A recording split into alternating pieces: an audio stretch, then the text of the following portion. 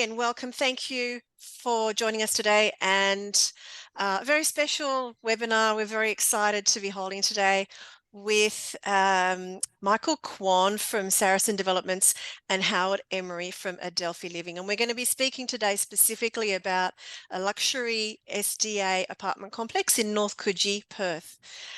So just very quickly before a little bit of housekeeping. Of course, this is a general presentation, doesn't constitute financial advice. Get your own specialist advice before making any purchases based on this presentation.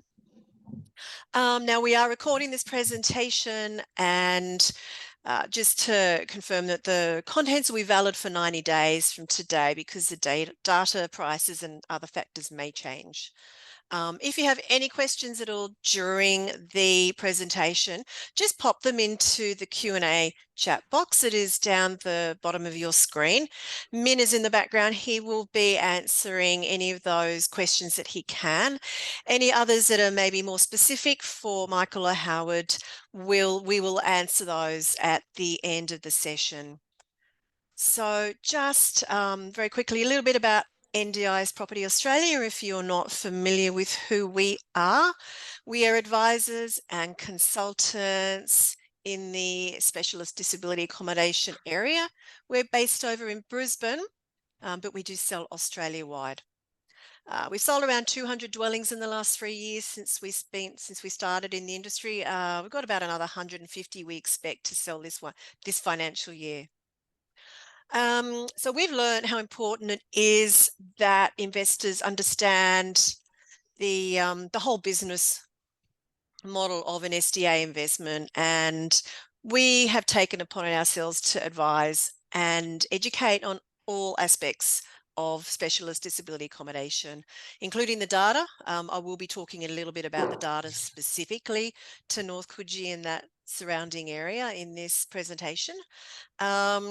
And just to let you know, if you haven't come across the SDA Housing Podcast, there's a podcast we record here in-house. We have over 150 shows recorded. 2 episodes get published every week. 34,000 downloads since we began, and we're getting about 3,500 downloads per month. So if you haven't come across it, then please do search for the SDA Housing Podcast and give us a listen. Anyway, on to it. The agenda today. So I will be giving a brief overview of specialist disability accommodation for those of you who may not know that much about what it actually is. And I'll also run through the costs associated with investing in this development, as well as ongoing costs. And then I'm going to give a little bit of a brief introduction into the data of the North Coogee Coburn area in Perth, southwest Perth. Then I'm going to hand over to Michael Kwan from Saracen Developments, who's going to actually talk specifically about the project and the apartments. And then we'll have Howard Emery from Adelphi Living telling us about the project from a provider's viewpoint, which is going to be really great. And we'll just summarize all of that before heading into our Q&A session. So without further ado, let me get started. And the specialist disability accommodation is funding for a very small number of participants out of the 610 odd thousand Australians who are part of the NDIS. So currently 24,000 have funding or qualify for SDA funding, and that's about 4%. There are currently around 11,500 SDA dwellings around Australia. Now, 36% of those are what are termed legacy or existing properties. They don't meet the new build SDA design guidelines that the new build funding is paid for, and the legacy properties will need to be replaced in the coming years as the NDIA will stop funding them.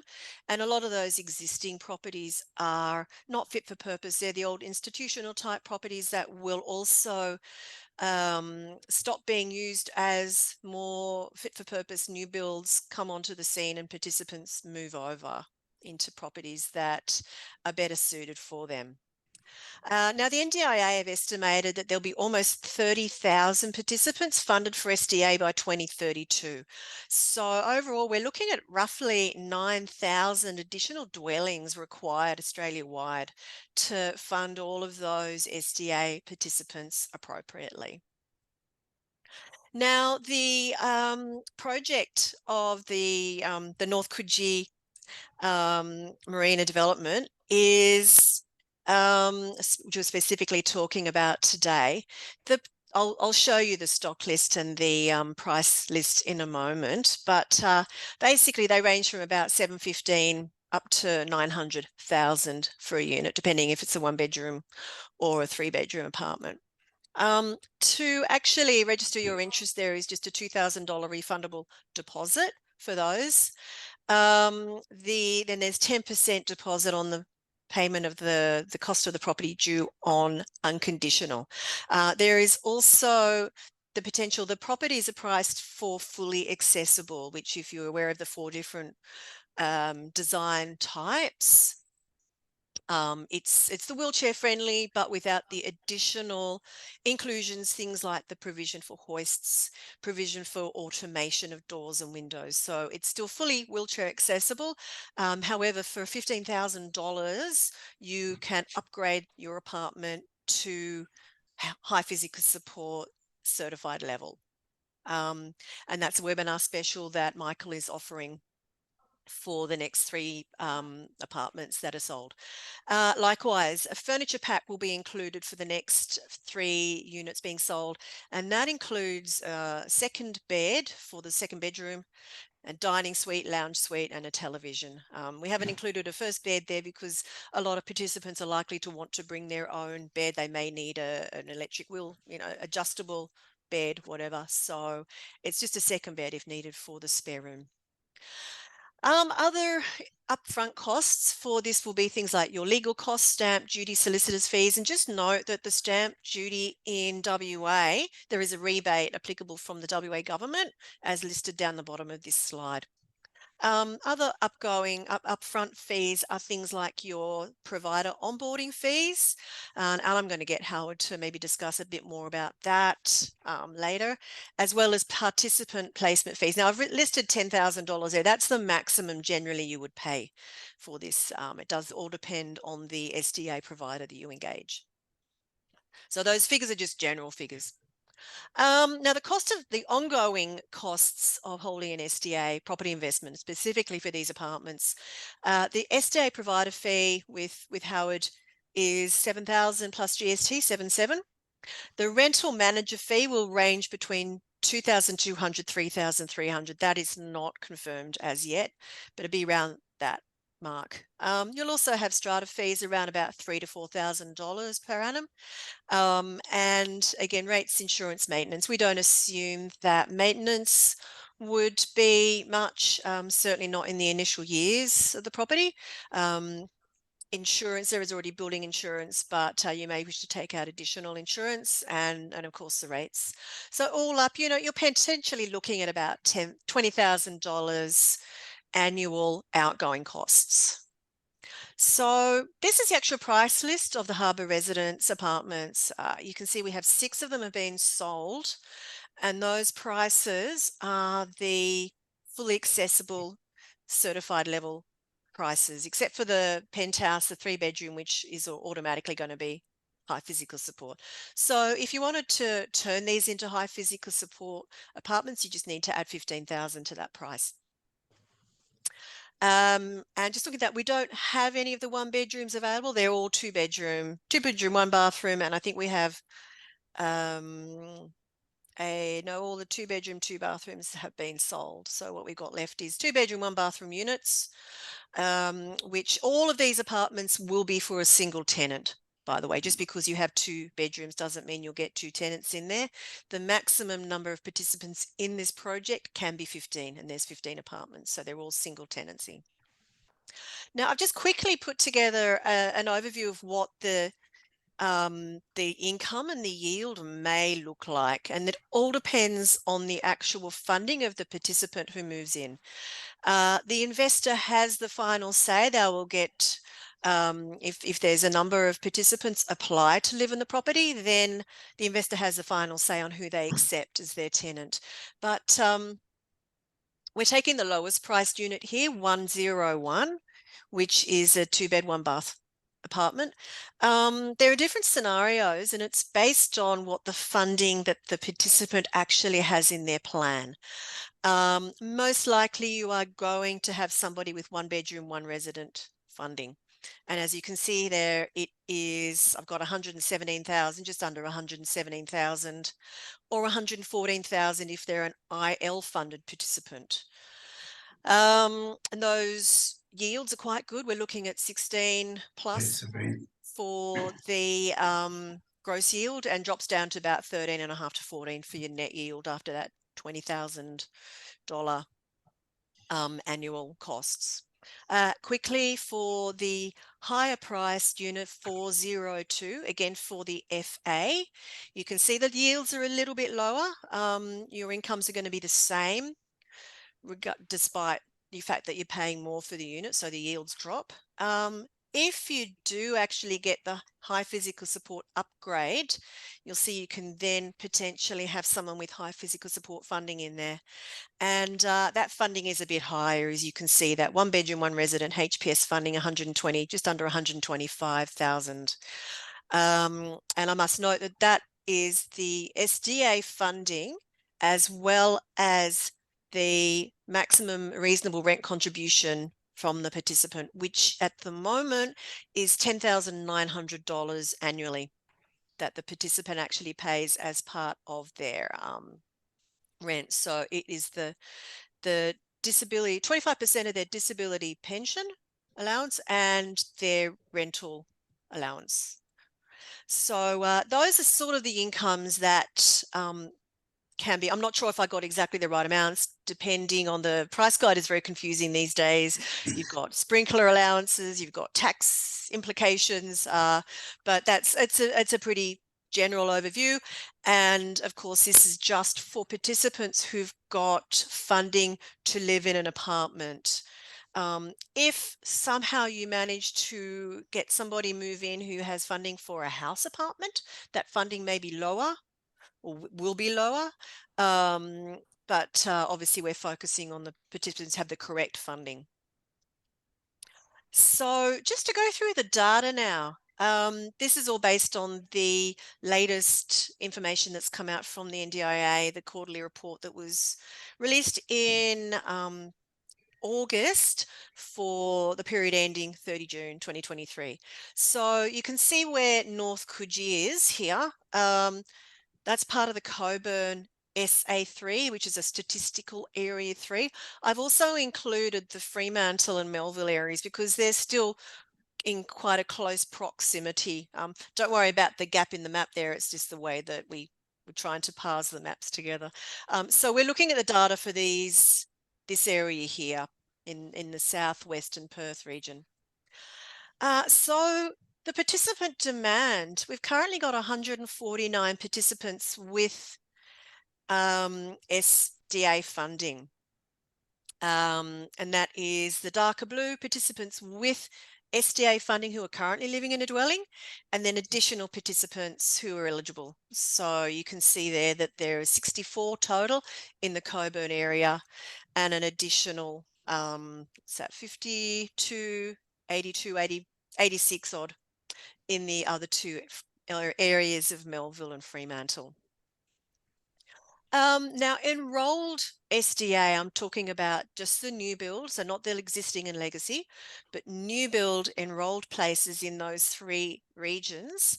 Total of 44 places. Now, there's 33 dwellings, 45 places, i.e. participant bedrooms. So 100 and we go back, it was 149 participants. Currently, they only have 45 places. So there's quite a significant undersupply there, as you can see. And again, it's Coburn, Fremantle and Melville in that order, showing the biggest number of supply. Now, where are the gaps? The biggest gaps actually are in Melville. So this is taken by comparing the number of eligible SDA funded participants and the number of new build places. So we need 42 places currently in Melville, 41 in Cockburn, 21 in Fremantle. Unfortunately, the NDIA don't give us the breakdown of exactly what those places are, whether they're apartments, houses, improved livability, full accessible, high physical support, nor do we know the actual participants, what they're looking for, what they're living in. Howard is the person that might be able to shine a little bit more light on what is being looked for on the ground there. But that just gives you an overview that we certainly have a good undersupply. And I know that there's certainly in the Cockburn area, there's very little in the pipeline as well, very little development at present in that area. So just a brief overview of what the future demand might look like in that Cockburn area. So we got about 56,000 participants in the whole of Western Australia. 15% of those are in the Cockburn, Fremantle, Melville area. That's 6,800 nearly. And only 149 SDA funded participants. So it's only 2.2%, which is quite low. The average across Australia is about 3.8 to 4% of NDIS participants having SDA. So we can see there already just over half the number of NDIS participants have SDA funding to what is the average. Estimated number of participants roughly in WA by June 2032, 79,000, which means we'll be looking at about 12,000 in all of Perth. But based on those numbers, I've extrapolated that out and looking to have potentially still staying at that 2.2% number that we're currently at, around 264 SDA funded participants potentially by June 2032. So our kind of forward gap looks like that we might need another 218 places or around 134 dwellings by 2032. So that's a lot of development that we need in that area. And that leads into Michael's presentation on harbour residences. So Michael, take it away. Morning, everyone. Good afternoon for our viewers, webinar attendees who are in the eastern states. So I'm talking today about 12 Brunswick Street in North Coogee. So I'm with VA Disability Services. We are consultants in the disability services, and we work for the developer Saracen Properties, who are developing this project. So that's what the apartment, it looks like, is designed by a quite well-known architect in WA. And that's what the building we envisage would look like. Next, please. Yeah. So it's surrounded by all apartments. It's not far from the marina. There's about 150 marina bays for boats. And they just built another 100 odd. There's a new Port Coogee Marina there, you can see in the diagram. So the marina is currently being expanded. There's going to be up to another 100 boat bays. Next, please.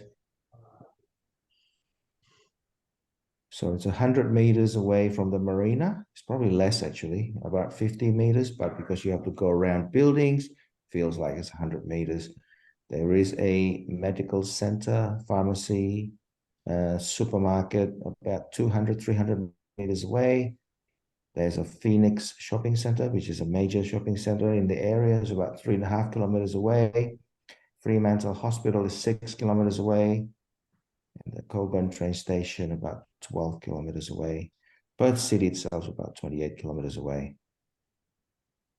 So there's 50 luxury apartments, which is currently spec'd at FA level, upgradable to HPS, just in case if the participant later on needs the funding to be HPS. So 1 and 2 bedroom and a 1 3-bedroom penthouse on the top floor, which is a size upgrade and a bedroom upgrade. There's 4 OOAs on each level for all the apartments. So there's 4 of them. It's amazing. So the OOA actually is owned by the building. So all the all the buyers or the owners have part ownership of all these OOAs. So it's part of the strata, part of the common property. So you can't sell it. You can't sell it as a unit. So it's owned by the whole building. It's amazing location. It's probably one of the best in WA. It doesn't have views because of the high-rise in front of it, which is a retirement village, like a 10 or 12-story retirement village. There's nearly, I think, between 150 to 200 units just in that building alone. It's a luxury retirement village. The apartments used to sell a few years ago from 800,000 to over $1 million. So at the moment, the rental yield is around up to 14% net. Includes adjustable height kitchen bench in each unit, automated blinds, and provision for hoist. So at the moment, we have been told that the hoist will not work because of the ceiling. So the upgrade does not include the hoist at the moment. So the carer, someone like Howard, would need to bring their own hoist. So the site is owned by the developers, which is North Coogee Proprietary Limited. It's one of the company's special purpose vehicle that's wholly owned by Saracen family. SDA approved. We anticipate to start construction as soon as possible. So they're doing the working drawings, consultants drawing, engineers, fire consultant, environmental consultant, everything right now. So as soon as that is approved, they will commence construction. So the SDA provider will be signed prior to commencement of construction. Next, please. Okay, so the suburb profile, North Coogee is in the city of Coburn. There's a lot of retirees that live in North Coogee. Not many young families, simply because the townhouses or the houses over there are around $1 million plus. So they go up to $2-3 million. And the cheapest that we've seen is probably close to $1 million for a small residence. So my brother actually has a house there, which is rented out to tenants. And that was 1.2 million. It has a coastal marina, swimming beaches, parks, playgrounds, cafes. It's a lot of shopping. Okay, it's conveniently located between Perth and Mandurah and Rockingham. It's not far from Perth, very close to Fremantle, literally less than 10 minutes drive. Not far from the hospital. So the median age in North Coogee is actually 41. There's 59% families, 41% single. I think that might need updating. So there's probably a lot more families than single, just because of the entry point of these residences are quite high in North Coogee. We haven't seen like a single bedroom apartment would go for 500 to 600,000. That's not an SDA, it's just a regular apartment, non-compliant.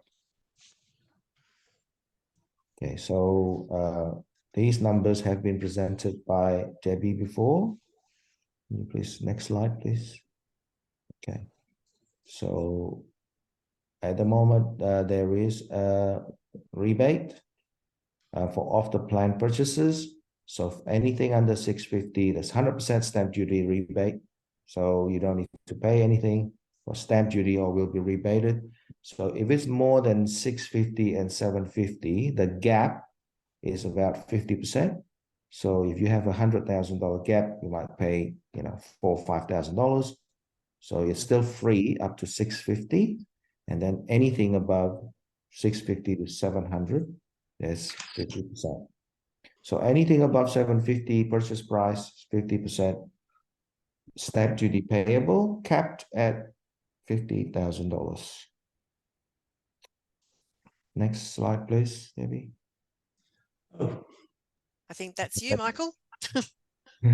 That was me. But no, Yeah. it's not me. Any other things you wanted to say?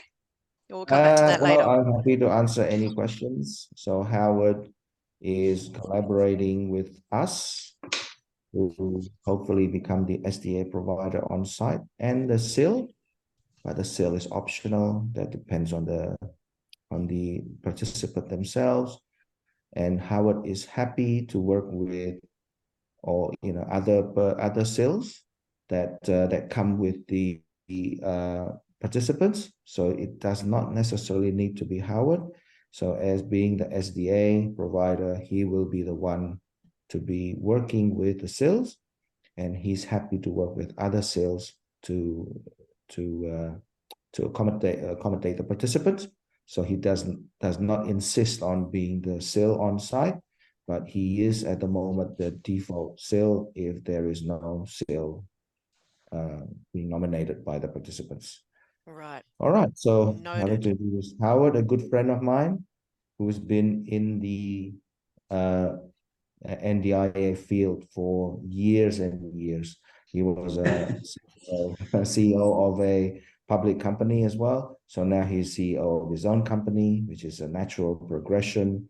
He's a very nice man, honest man, and he works with around 60 to 70 participants at the moment.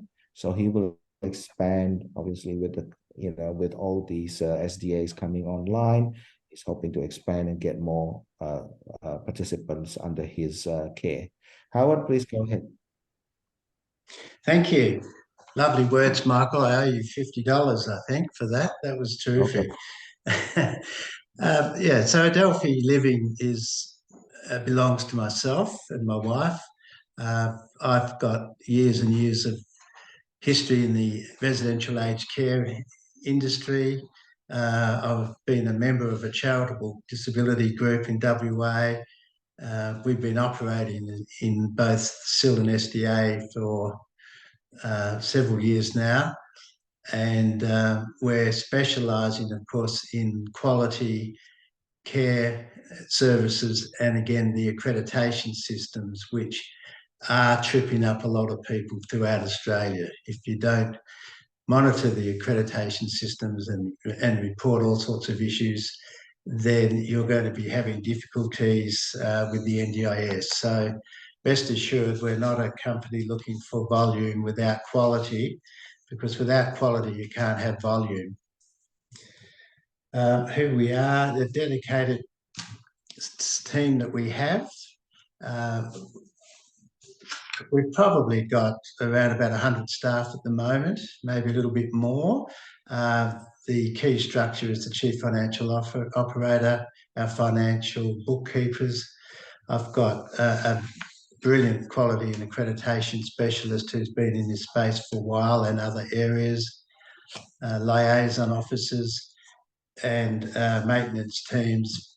We have coordinators sitting between myself and a general manager for the coordinators who look after the houses and the participants. So everything is internally monitored and audited, and Adelphi Living is growing through the support coordinators who have participants to place, but we're growing by repeat business from those people, which is a terrific thing. So just demonstrates that we're on the right track. Not to say that every now and then you don't have an issue here and there. What I would say about and concur with Michael's words, that North Coogee area is absolutely amazing. It's somewhere that anybody would love to live. It's too far away from me, from where my office is at the moment, but it is a terrific little location. So the the footprint that has been spoken to, I can concur with those numbers. More particularly, the organisation Charitable, which is quite a large one. I was on the board before the NDA started. I had to leave when I became a competitor. There's a lot of houses down that strip of land going down towards Rockingham from Fremantle, which are very old. So you've got participants living in older properties, and I've been through quite a few of them. They're up to 7 participants in each house, perhaps 2 bathrooms. It's chaos every morning, and sometimes families and participants don't like change, so they stay longer when they actually have a choice to shift out. So in the old days, under the state scheme in WA, the person or the organisation with the funding also had the property, so you had no choice and no control. Now it's completely on the other side. So we do see participants who are having issues from the older state scheme operators moving across, and again, as they age, the bathrooms aren't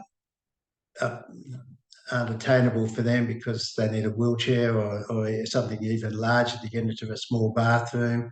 There's a step here or a ramp there, whatever it is, it's time to go. And the coordinator of each participant is the person that needs to make that call. And Adelphi has a terrific marketing campaign. We get about 100 inquiries a month, and we whittle that down to location and whether we've got a property in that area. Again, Adelphi wouldn't be taking on any other SDAs in this location because it's not going to do either of us any good at all. We're not competitors in one way, we're actually partners. So we need to make sure that this works very, very well. As Michael also alluded to find the participants for these apartments, we need to open up the SIL providers. Adelphi may have 4 or 5, but other SIL providers will be about looking for this style of accommodation. So we'll welcome them all and assist them with some central management. The problem when you have, not the problem, but something we need to monitor is if you've got 15 different operators, for example, as SIL, we need then to manage all of those entities to make sure that there's no issues with kitchens and central areas, etc. Whose participant made a mess or whatever.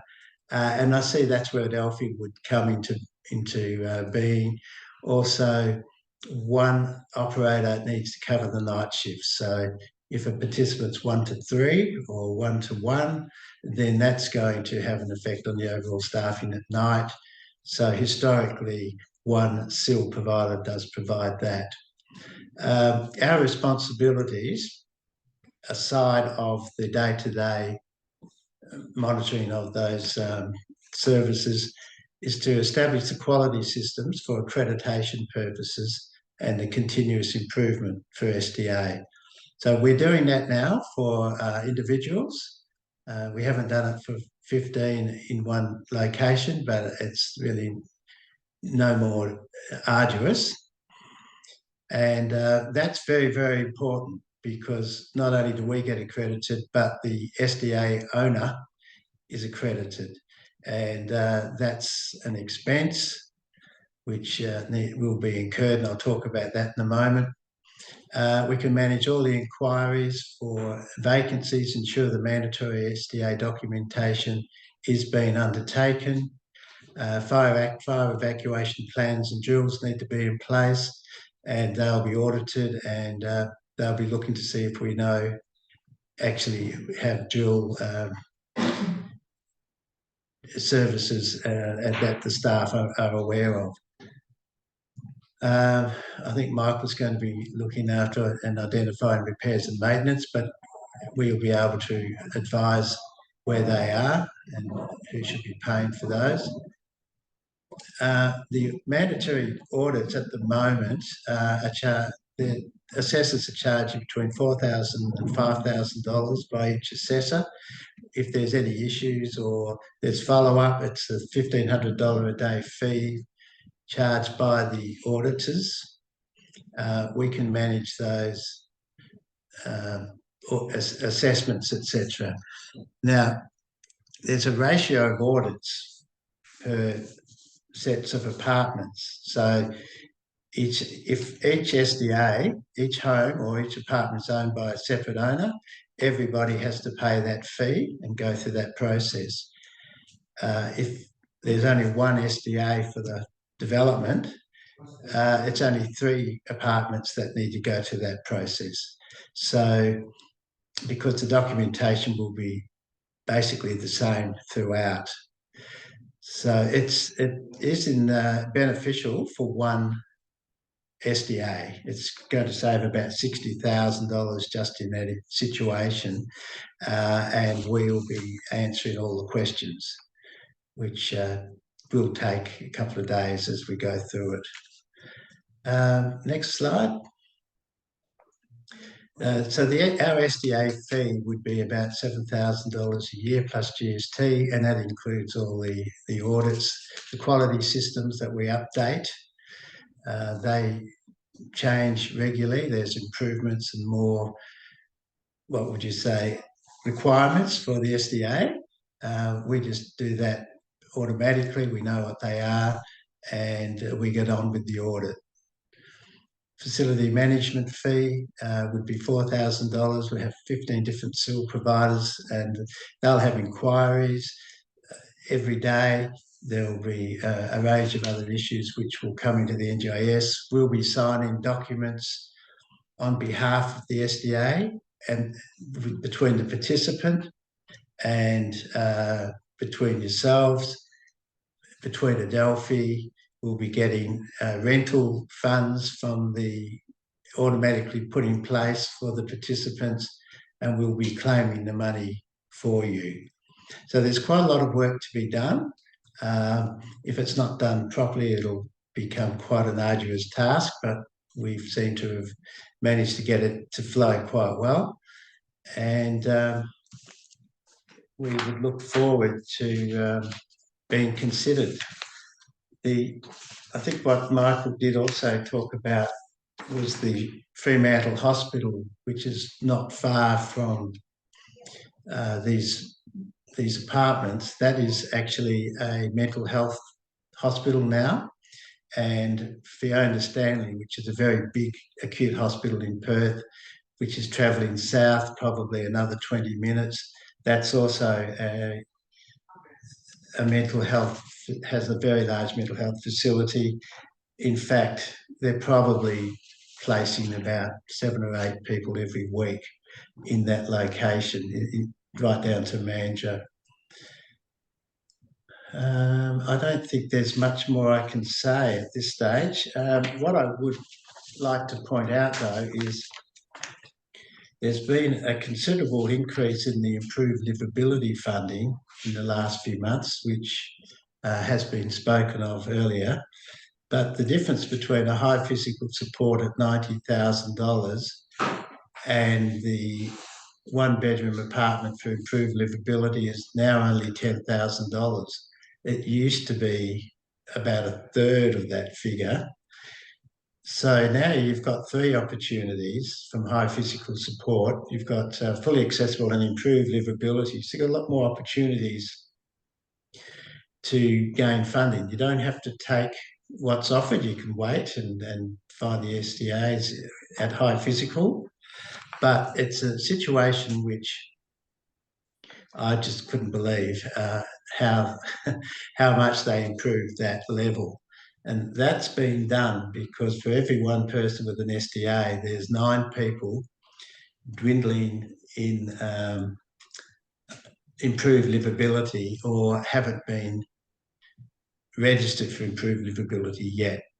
Now, that's the only way they can get them out of these, or what would I call them, houses, boarding houses, dormitories, etc. They want them out. They want them out quick, and that's been done for that situation, which is really putting a lot more. I wouldn't say pressure, but giving us all better opportunities.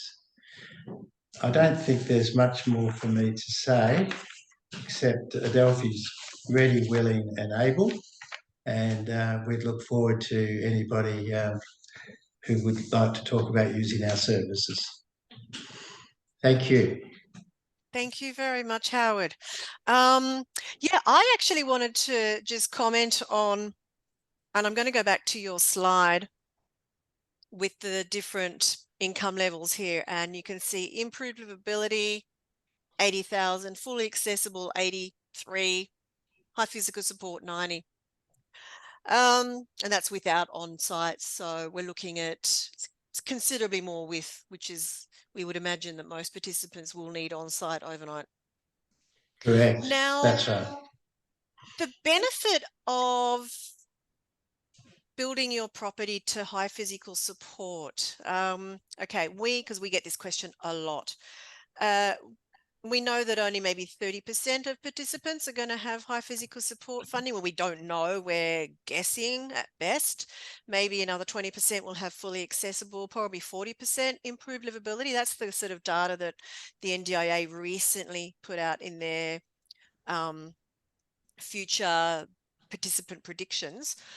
We don't know how accurate that actually is, but a lot of participants with improved livability funding at this point in their lives may have degenerative diseases, conditions, in which case they will end up in a wheelchair. They may end up with fully accessible funding, or they may even end up with high physical support funding.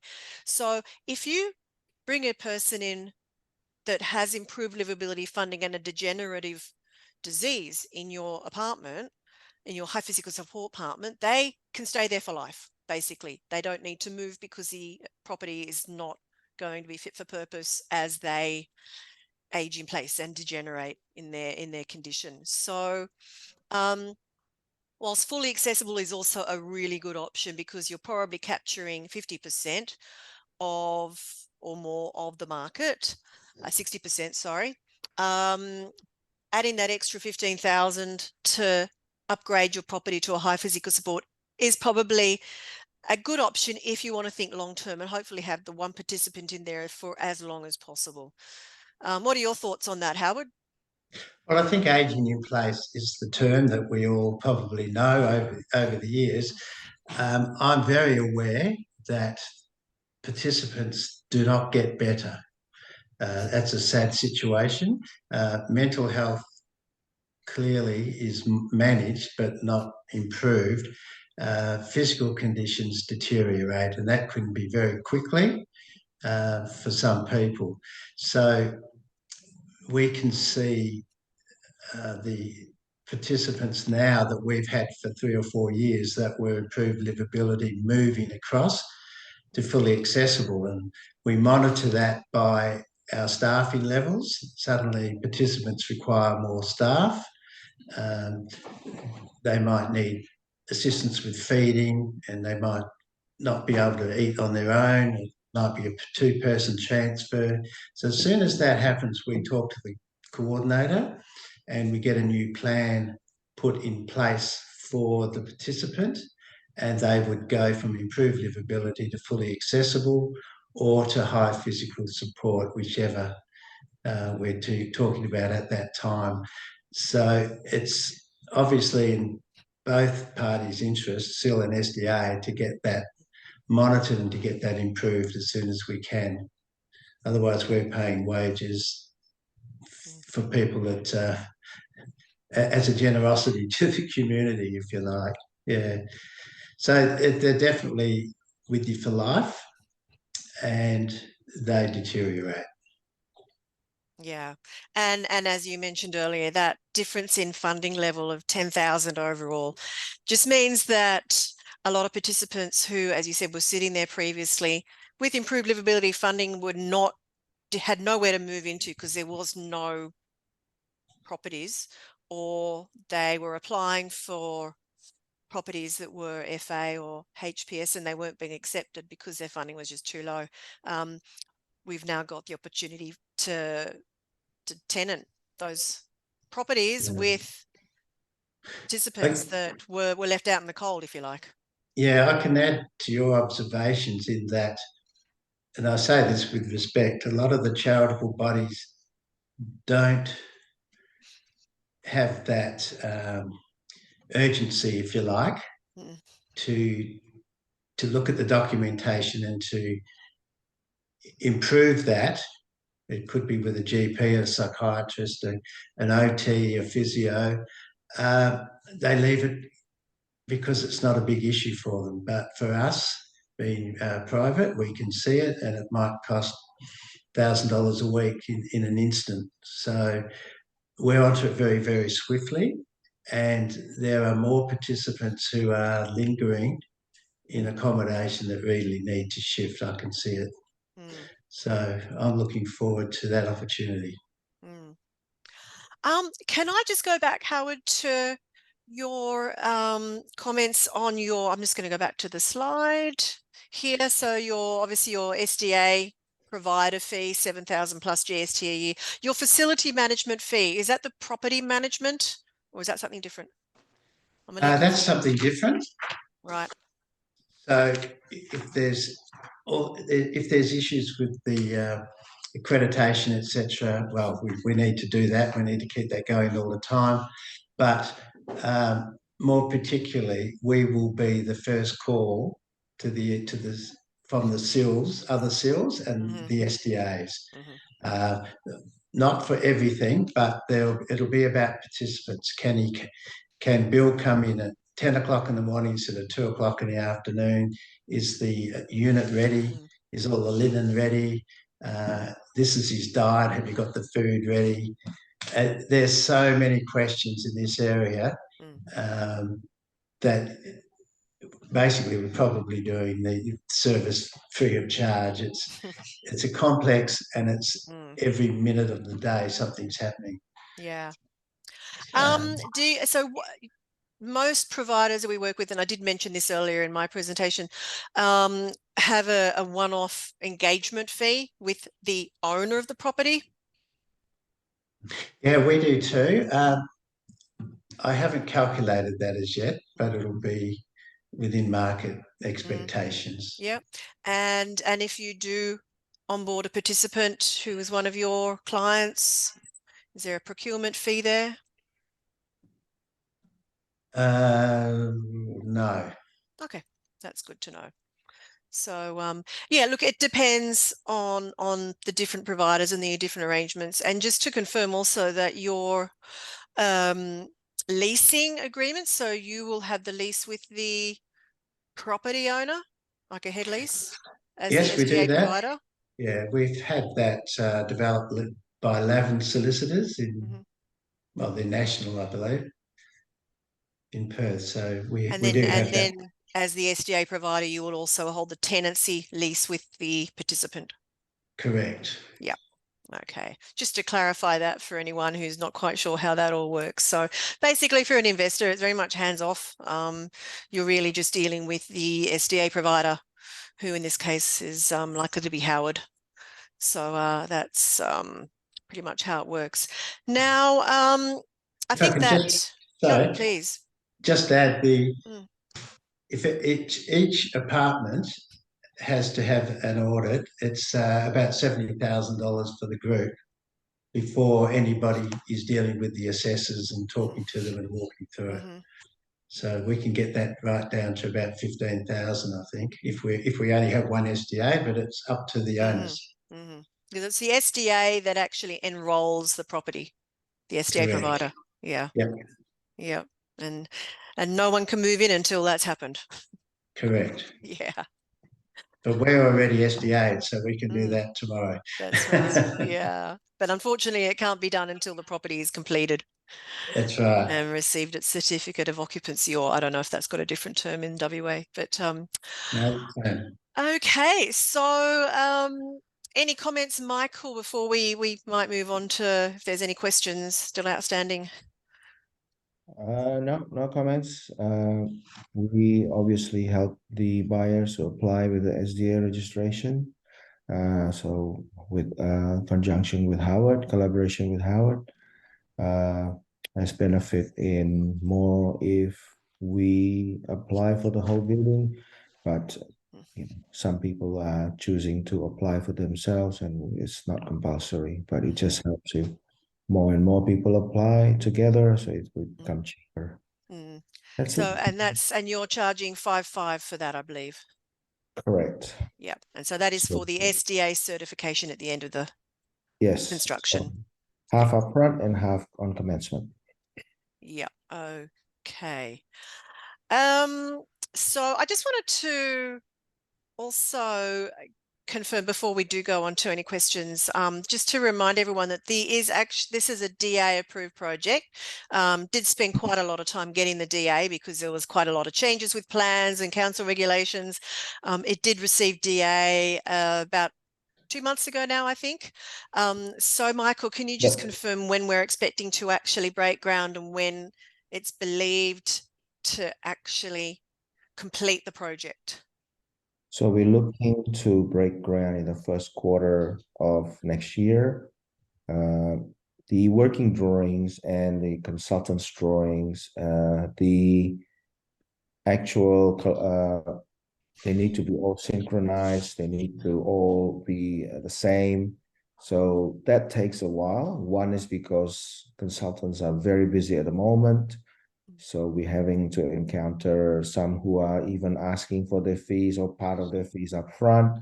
So the good consultants are very busy, but we are currently working with them, and hopefully it'll be finished probably January, February. And as soon as it's finished, even if it's January, then we'll lodge for building license, which is another 1 or 2 months. So the hope is to start by March or slightly earlier next year. It does take 12 to 14 months to complete. Could be earlier, but we are anticipating between 12 and 14 months. So we finish in 2025. Okay.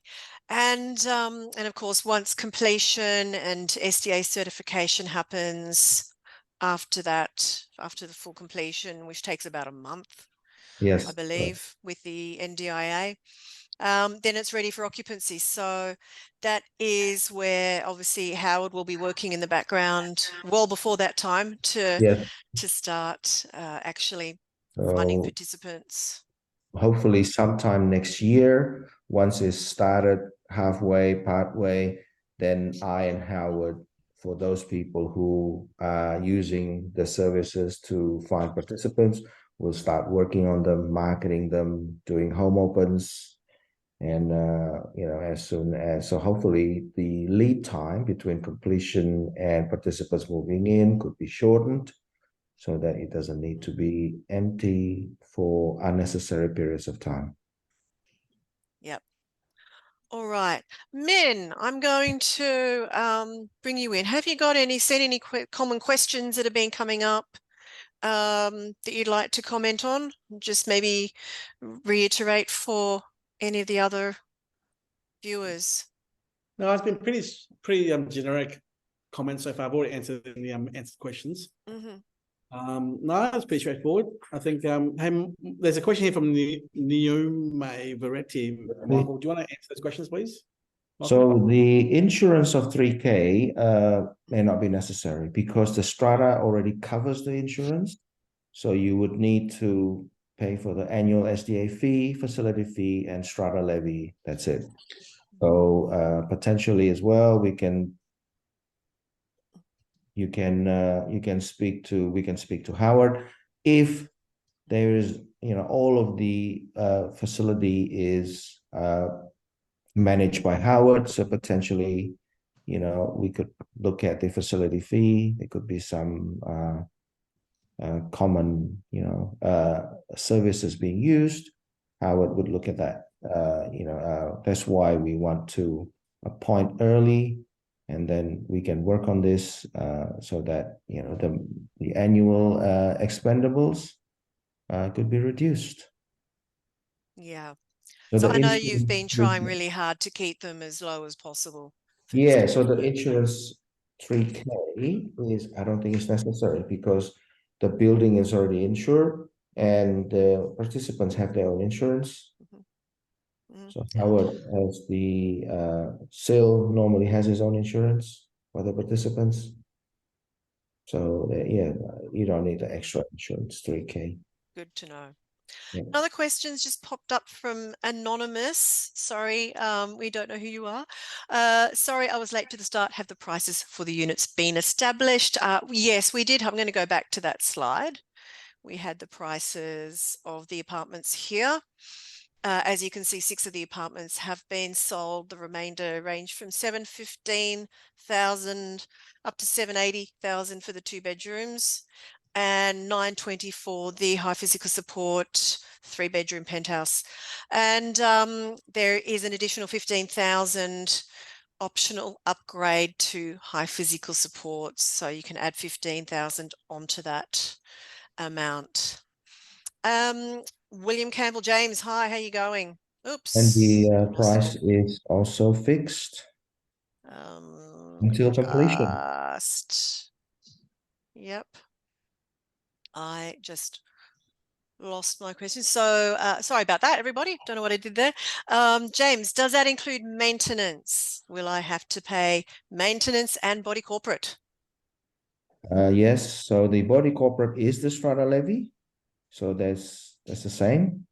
So it's not on top. And the maintenance depends on what needs to be done. There is a warranty from the builder for 12 months for just small repairs. Structural 6 years. So being a new building, maintenance is expected not to be a lot at all. You might have little pieces in there that's not covered, but mostly it should be covered. Older buildings may need maintenance, but the common area is covered by the body corporate. Okay, I seem to have lost my comments. Yeah, here we go. I'm going to have to leave the screen share. Apologies, everyone. Another anonymous question. What is the average lease term for a participant? Howard can probably answer that. It doesn't have an end date, to be honest. The participant will stay as long as the care and service is provided. And in this instance, if they move to a different classification, they still age in place. So it could be 10 years, or the participant may sadly pass away in 12 months. So we leave it open. We do not put an end date on it, on the contract. Again from Anonymous, will the unit I purchased be named after myself? What is the process if I want to sell a unit in future? Yes, you will be the owner and you can sell it anytime you wish as a standard apartment sale, as an SDA apartment sale. And on that, because this is still quite a new scheme, NDIS SDA, Specialist Disability Accommodation, we haven't seen a lot of resale of properties. Most people are holding on to it because they are getting a really good return. However, what we have seen is that properties that are built and tenanted are selling very well. There's a very big demand for them. People don't want to wait for them to be built. They want to buy, and they will pay a significant premium for a built and tenanted SDA property, or even just a built SDA property. So new mayor again, what is the most likely expense total then, 30 or 50? As I said earlier in the presentation, we expect it to be around about 20,000. I think, is that right, Michael? Maybe 20, Yeah. a bit over 20. I don't think it's 20. I think it should be between 10 and 15. Oh, there you go. 7 strata, 11 Yeah. plus Howard's fees. There's really no insurance. So we will help the buyer so that it's under 15, not nowhere near 30 or 50. That's too much.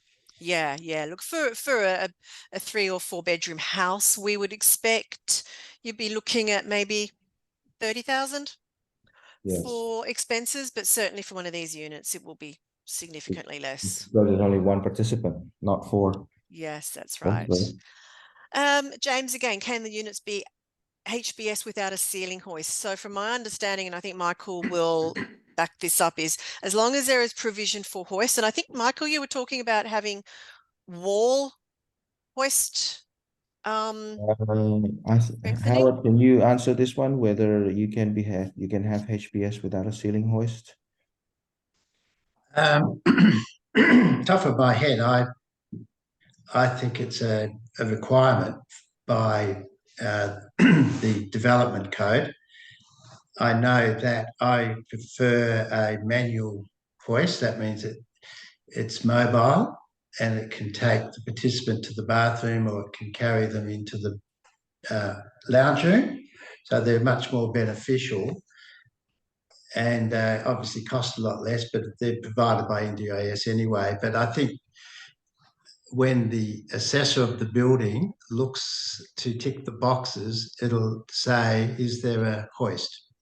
And under those requirements. And if it's not there, I think you'd put a cross on it and you might have an issue. So we need to look at that. Yeah, definitely. We need to confirm what So if we the provide a requirements manual are. hoist, they'll be okay, Howard? They'll tick yes? Well, it's fine by us as a carer. It's, you know, these government bureaucracies, if you need to tick that box and you don't, it could be an issue. But from okay, we will discuss it with some certifiers we know and just get an answer on that one. Sure. Yeah. And I see Min is actually typing an answer to this last one from Anonymous. Are they SMSF eligible and are there additional costs? This is a single contract purchase, being an apartment. So yes, it is SMSF eligible and there are no additional costs. Just as a regular apartment purchase, 10% down, balance on completion. So it's a very good purchase within an SMSF, not like a house and land package that has a whole lot of other complications in terms of making it one contract, that sort of thing. Adriana, is it correct that NDIS properties are now deemed class 3? Do your contracts reflect this? I don't believe this is a case for apartments. Am I right, Michael? It's class 3. It is class 3. Yeah, it needs to be class 3 now. Oh, okay. They won't I be take that approved. back. Okay, yes, they are class 3. Yep. So they're sprinkled. They have sprinklers. And yes, correct. Yeah. All the requirements. That's going to be the way of the future shortly for houses as well, which will put the cost up for housing, whereas apartments already have it. But then again, you get an extra fee for the sprinklers too, don't you, Michael? Correct. Yeah. It's under different classification, so Yeah, the price guide has now addressed that and has a different limit for properties with sprinklers. Yeah, I believe that in the Gosnell City Council currently they're now making all SDA properties class 3 as a requirement. Correct. Yeah. Yeah. So, and we do believe that that's going to be sort of standard across the country in the not too distant future. And so it should be too. So that's all our open questions answered. Oh, nope, another one has just popped up. You mentioned an extra 15K for HBS upgrade. How do I know whether I should do the upgrade or not? Happy to pay for that. Don't know if there's a high demand. As I mentioned a little earlier, Anonymous, and you will get a recording of this video and the slides, so that will answer the question, but just quickly to go over that again.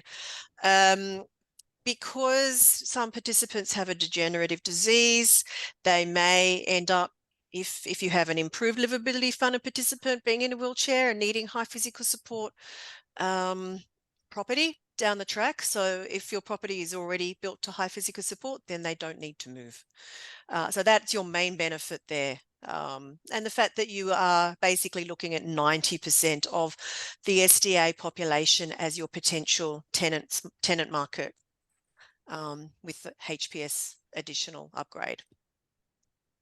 So I believe that is it. Is Michael, Howard, have you got any additional comments here? No, all I can say is for final comments.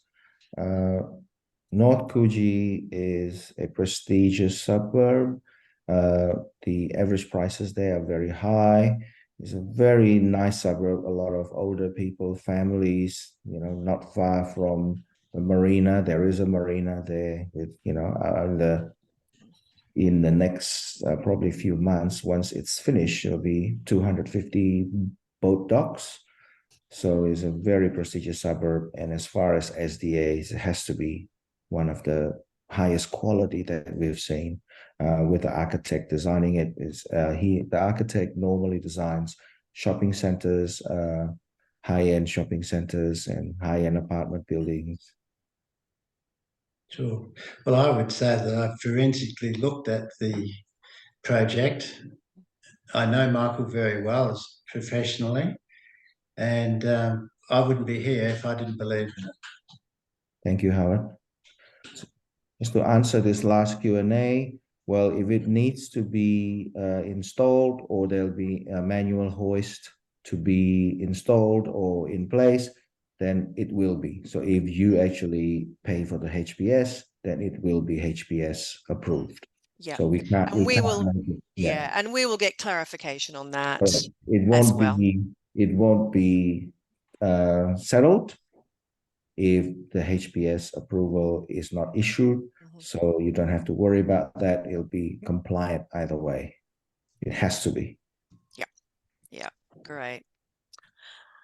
Okay, well, I think that wraps up our session today. So thank you, Michael. Thank you, Howard, very much for taking the time to run through this project. We're very excited. It's getting closer now, and we want to get more investors signed up to own one of these beautiful properties. I just want to mention that I actually have been to the site. I've been to North Coogee, and it is a stunning location.